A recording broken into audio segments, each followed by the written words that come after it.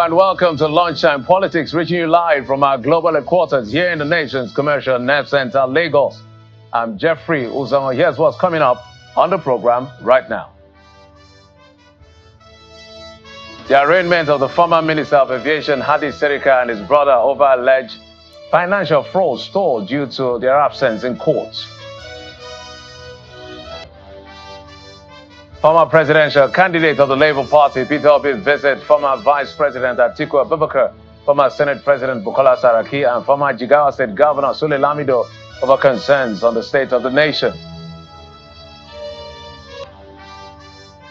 And Governor Siminalayi Fubara says he will probe governance in the state as he sets up a panel of inquiry into the affairs of governance following festering political impasse.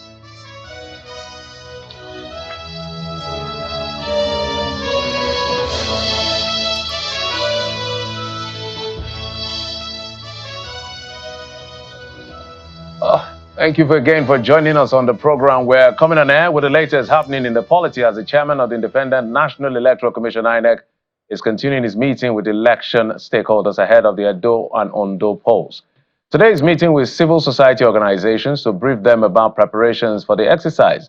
The commission held a similar meeting with leaders of political parties on Monday and has scheduled other meetings with the media and security agencies for Wednesday and Thursday, respectively. At the opening of today's meeting, the INEC chairman informs the CSOs that the commission will commence training for about 794 officials ahead of the two elections. Professor Mahmoud asked the CSOs to upload their applications and data on the INEC portal for accreditation.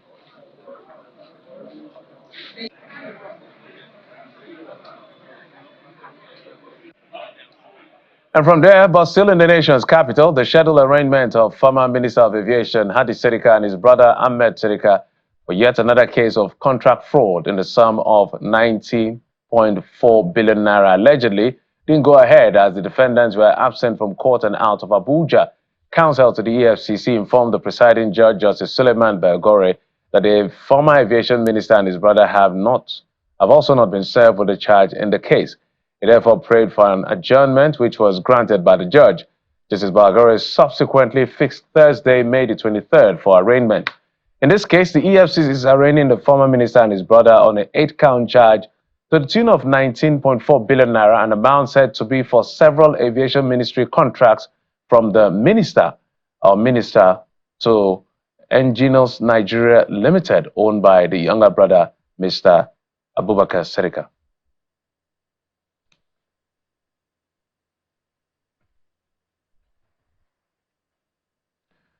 Well, it was a busy day for the presidential candidate of the Labour Party in the 2023 general election, who made a few stopovers, visiting top political leaders in the People's Democratic Party in Abuja.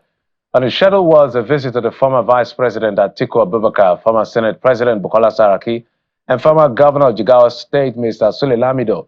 In a statement by his spokesperson, Dr. Eunice Tanko, the visit stems from the state of the nation with focus on how to reduce poverty in the country, especially in the north.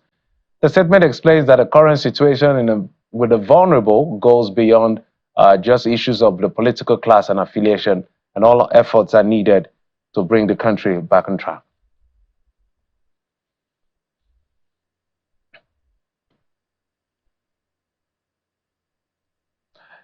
Away from that, let's use his words. Jungle don't mature, and that appears to mean that all bets are now off for Governor Fubara.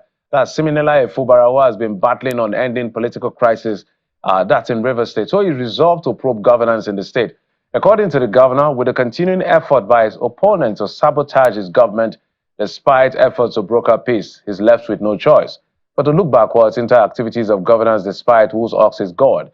Governor Fubara gave his position during the swearing-in of a senior advocate of Nigeria, Mr. Dagugu Iboroma, as the state's Attorney General and Commissioner for Justice after it was screened and confirmed by the Victor Okojumbo-led House of Assembly at the Government House.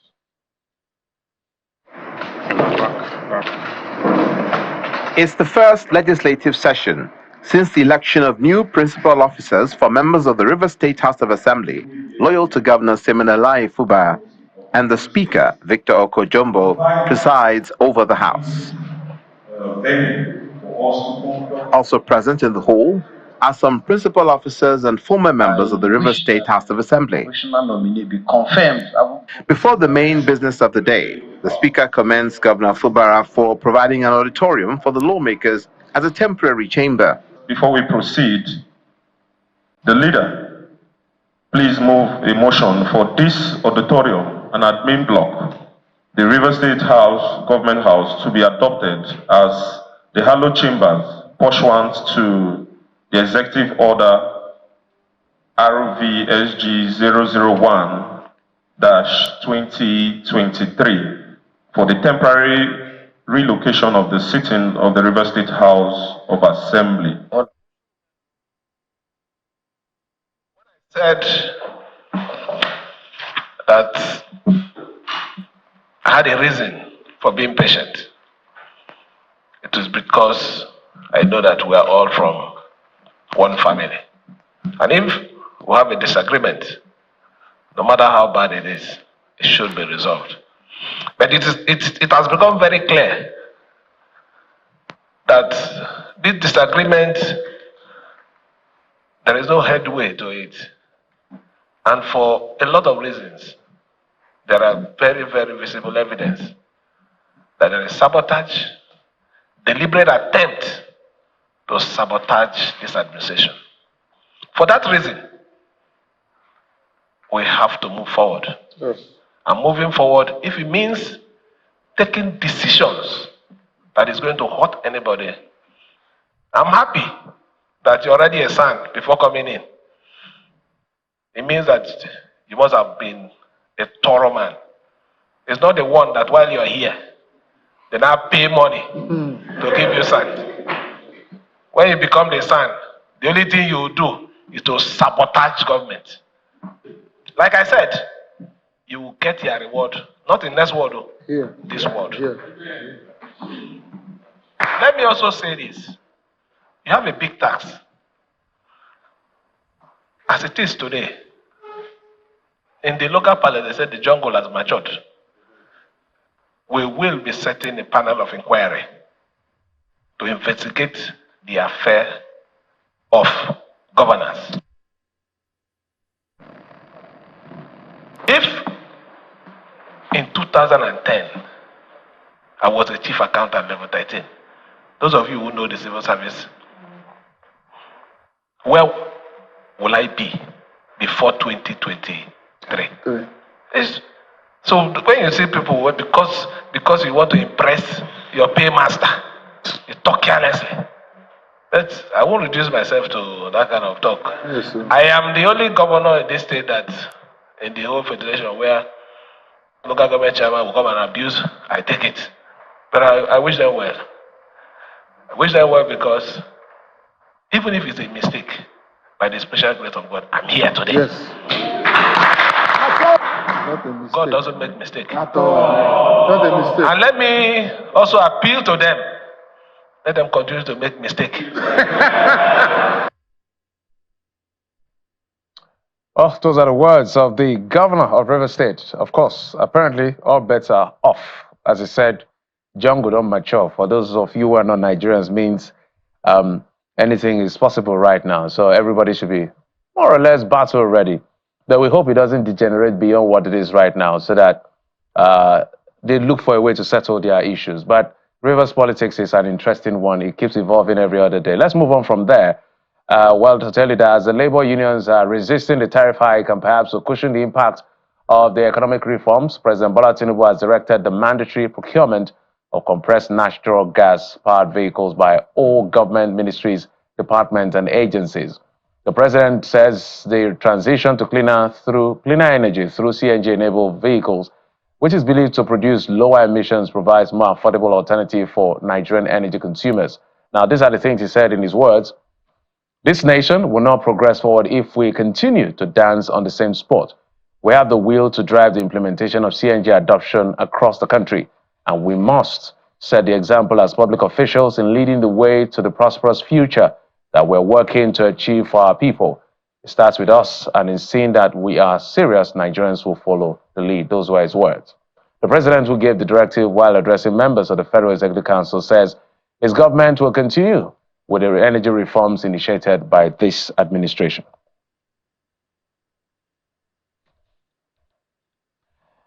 And that is going to be the crux of our conversation, this new directive by the president. There have been a couple of directives at some of his aides, some of the people who work directly with him, and now MDAs. So how far-reaching is this directive going to be, and will it improve the confidence of the people in the government in terms of leading the way? That's what we want to explore today. We're being joined on the program by the co-founder of NARAXI, Mr. Kingsley Eze, who has an understanding of how this operation, how this works. He joins us from our Abuja studio. Thank you so much for coming on the program.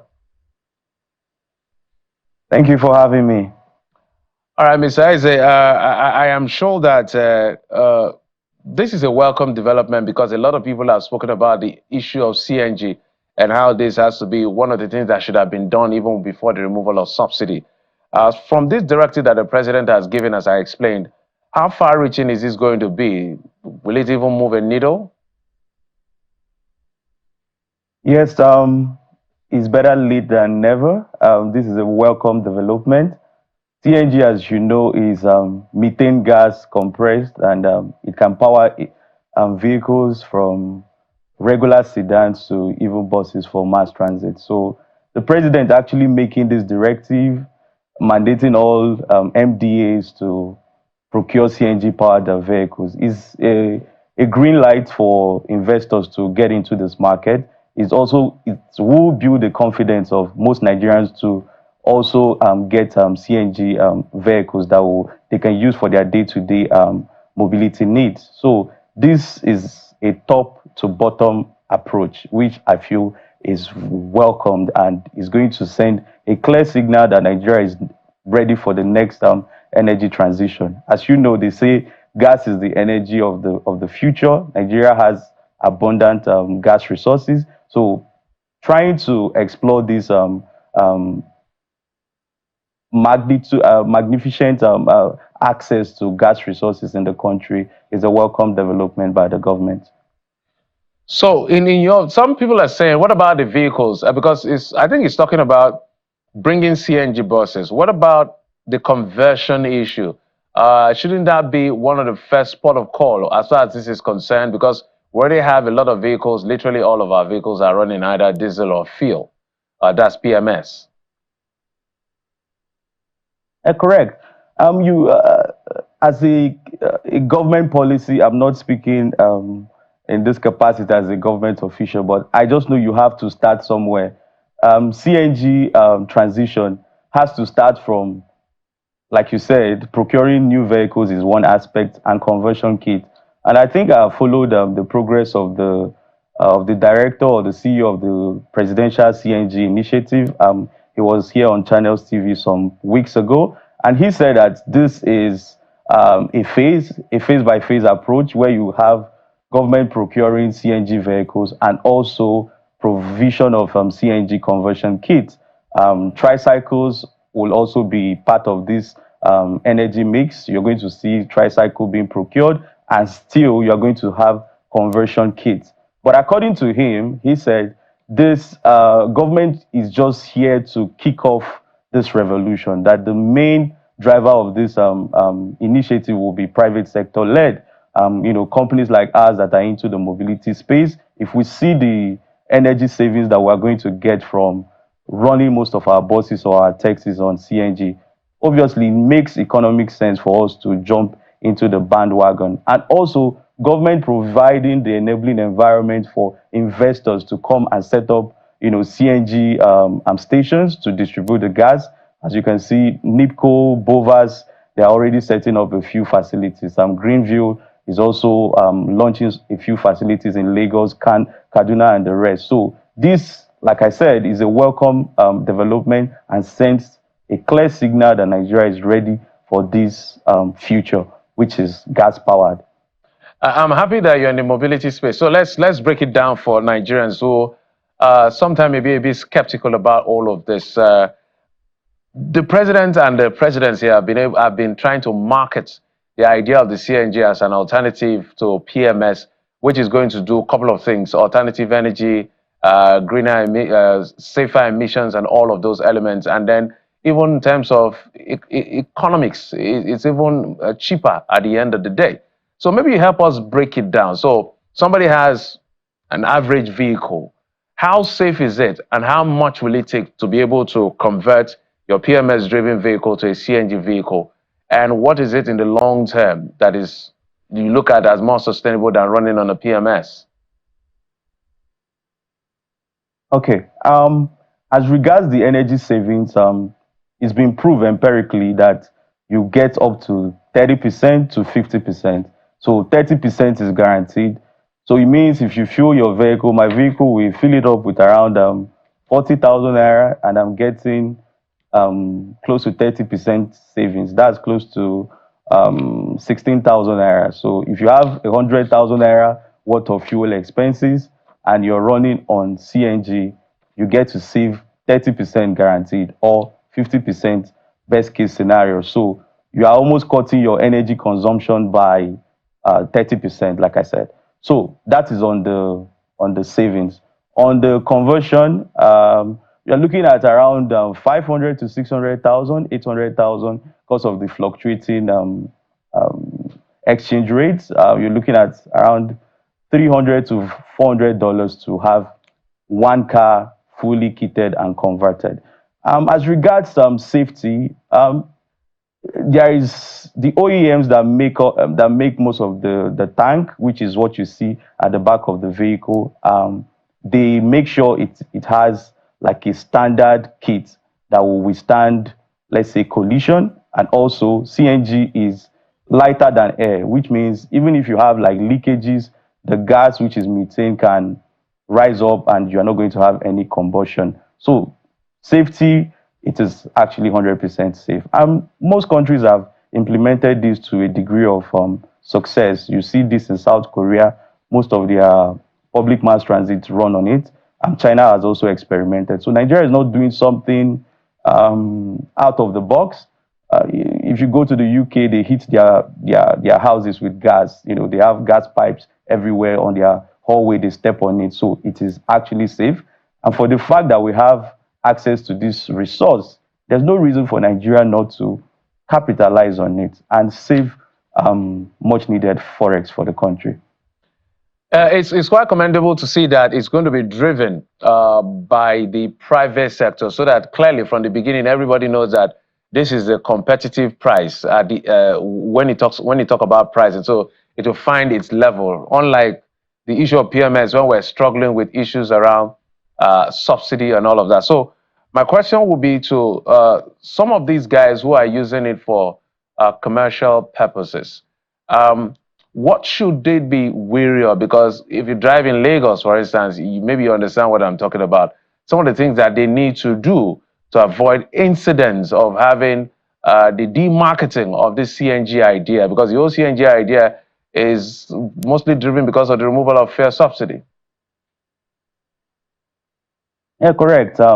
Lagos, like you say, for example, you are stuck in traffic and you run out of gas. So the idea here is just to tackle this problem from every angle. One key component is access to refueling station, which, like I said, a few other companies, NIPCO, Vows, Greenview, they're already playing in that space. So it's now left for the government to find a way to bring these players that are in terms of retailing of the CNG itself.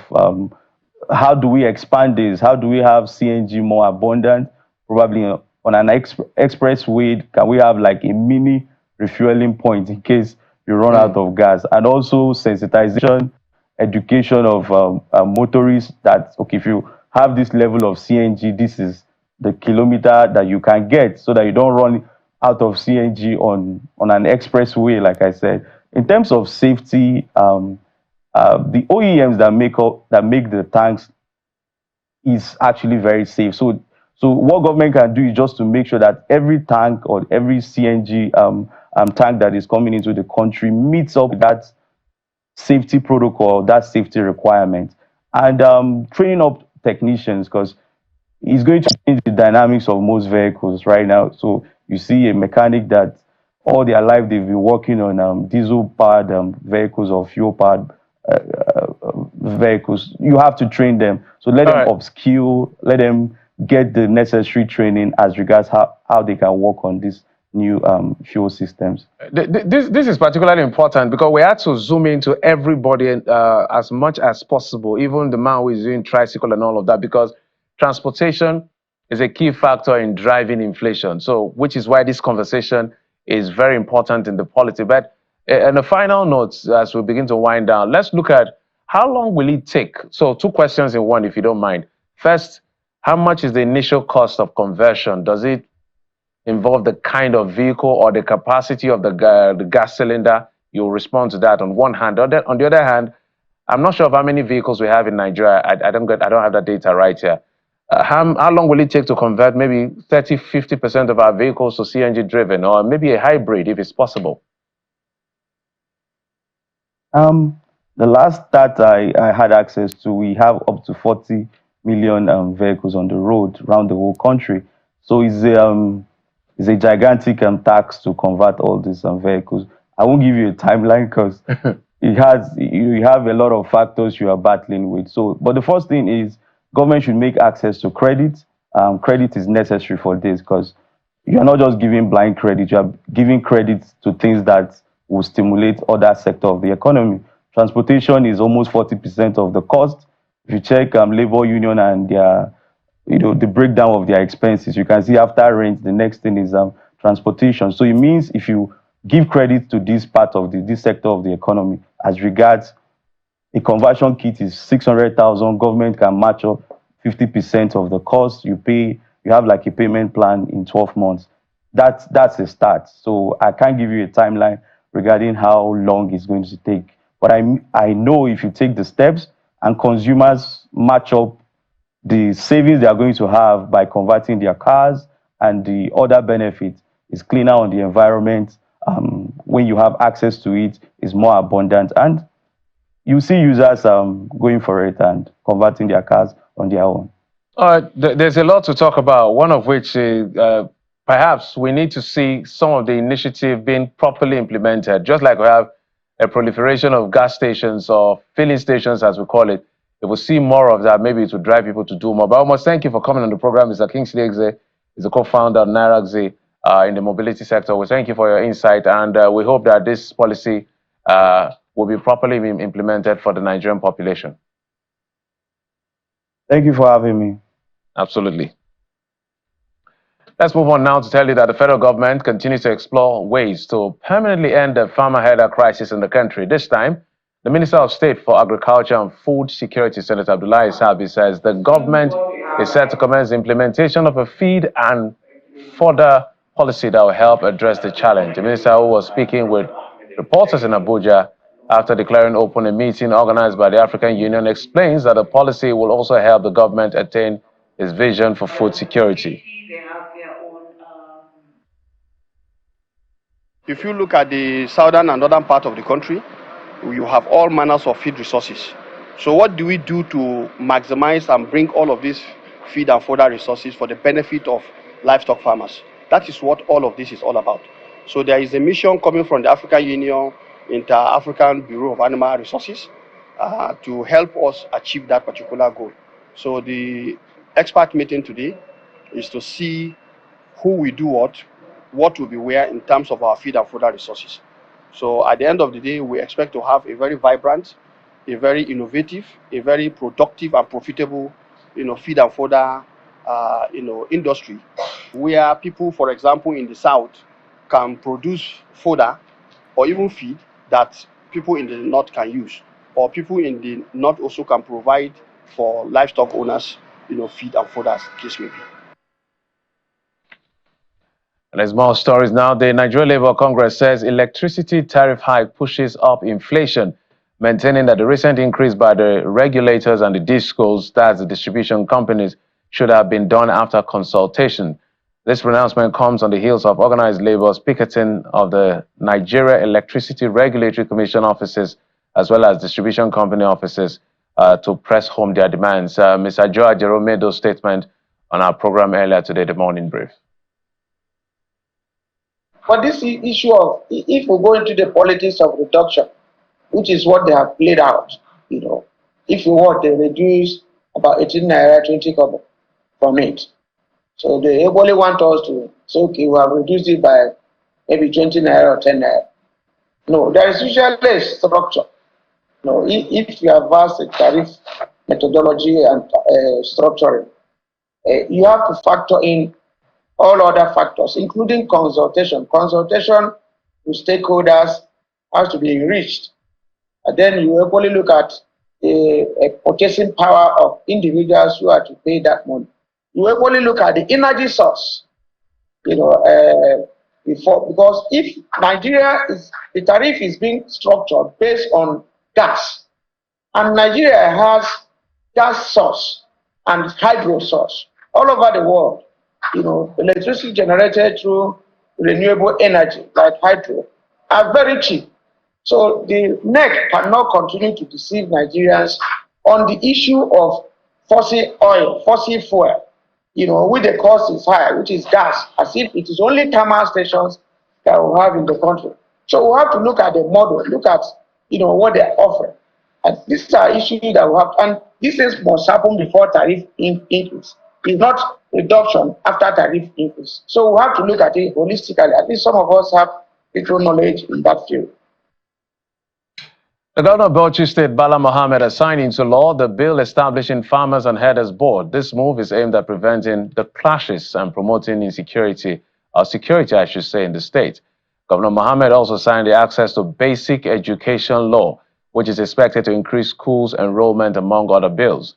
The government says these legislative actions demonstrate their commitment to addressing key issues in the state, including agricultural conflict, education infrastructure, and the healthcare.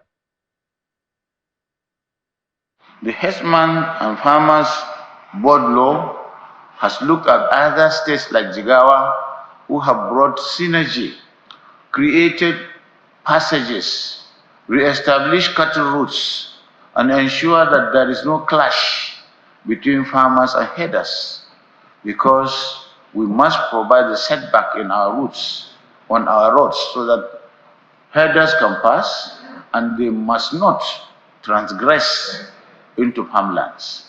And of course, to make it punishable for local authorities, for some of the traditional rulers that are really abusing the privilege of leading, to bring arbitrariness and injustice to this category of people, both the farmers and the herders.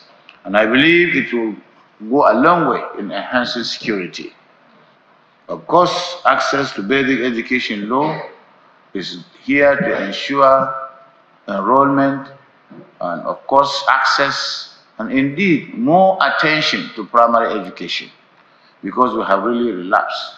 I must appreciate the contribution of our traditional institutions, especially His Royal Highness the Emir of Bauchi, His Royal Highness the Emir of Katagon, and other first-class emirs who have shown so much interest and have spoken to the district heads, to the village heads, to go back to those good days when our parents, the district heads and the village heads were involved in the enrollment.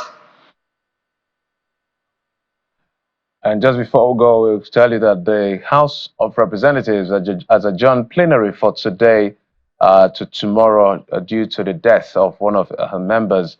That's Honorable Isa Dogonyaro, who represented Babura Gariki Federal Constituency of Jigawa State. We understand the lawmaker passed on Friday, May the 10th, after a brief illness. Our thoughts and our prayers with the families. And that's it on the program. Thank you so much for your time and, of course, your usual company. I'm Jeffrey Ozonga. You've been served a Lunchtime Hot.